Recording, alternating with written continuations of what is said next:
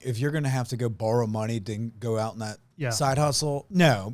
I mean, there's going to be the few that, succeed, but in general, no, that's a very bad idea. I think you really should use your day job to save and to build it. You're going to have to do whatever it takes in the beginning to do that, because you're setting yourself up for failure by doing that. All right, we're back. Another episode of Expandable. I know you get these questions probably once a week or a lot over your career. I know you've talked to thousands of people about their business idea, and they want a loan for getting it started or expanding or whatever. So let's take the scenario of someone having kind of a side hustle, right? They're working a full-time job, but they're doing something on the side, weekends, nights.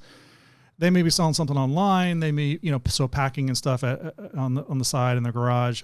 They may be cutting lawns, whatever the thing, there's a lot of variations. There's so many side hustles and part-times. Yeah. So someone has a side hustle and they want to take it full time. What's some advice that you would give someone for how to think through doing that in a wise way? I think for the most part, it's going to be limited, but majority of it, don't think, if you're going to have to go borrow money to go out in that side hustle, not a good idea. No. I mean, there's going to be the few that, succeed, but in general, no, that's a very bad idea. Right. I mean, I think you really should use your day job to save and to build it. I mean, you're going to have to do whatever it takes in the beginning to do that, because you're setting yourself up for failure by doing that. And, the likelihood of the side hustle, if it's not creating enough momentum and value for you right then and there, then you're not going to go borrow out. Now you're going to, lean against your house and lose the equity in your house. And because you don't know what you don't know. You've got some intel because you're doing this thing, you're fulfilling orders and seeing some kind of fit, but you don't really know how this is going to scale truly. Because you haven't done it yet. So getting a loan is not a great idea. Yeah. I mean, protect yourself, because you're changing, you're going to be beholden to something else. Mm-hmm. And so, and a lot of people believe that, hey, I'm a maker of my own destiny, but no, you are being held captive to another, you're an entrepreneur and it's all on you. You're now held captive 24 hours a day to that. That's right. You're responsible to it. So there's always forms of, being captive. Mm-hmm. So that's right. Yeah. I think at some point, successful entrepreneurs, business owners would tell you, you're going to have to go full time. Like, you're going to have to take that risk and make the step. You will. But up to that point, you need to use patience. I think patience needs to be your weapon of use right away, and vetting the idea more fully of, like, what is this plan? What is my plan for? How is this actually going to scale up and produce a full-time income plus, profit, and what does it look like on stage 2 and all of that, to the degree that you want to pursue that business. Correct. You got to think about how that all is going to play out. Talk to people that have maybe done this business before and have scaled it up.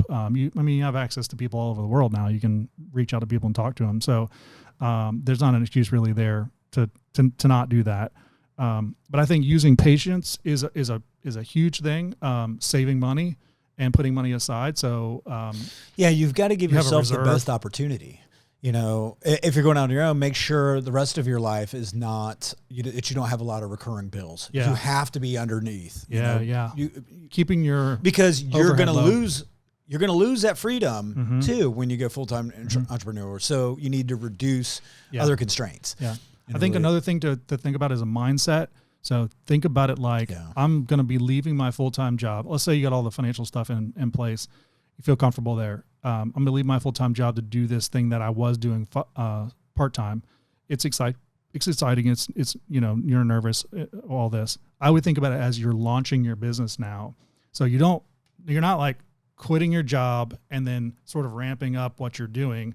You should think about it like, especially if you have a plan, I'm counting down to the days of, this is an ideal scenario, but I'm counting down to the days that my time is going to be taken away from my job.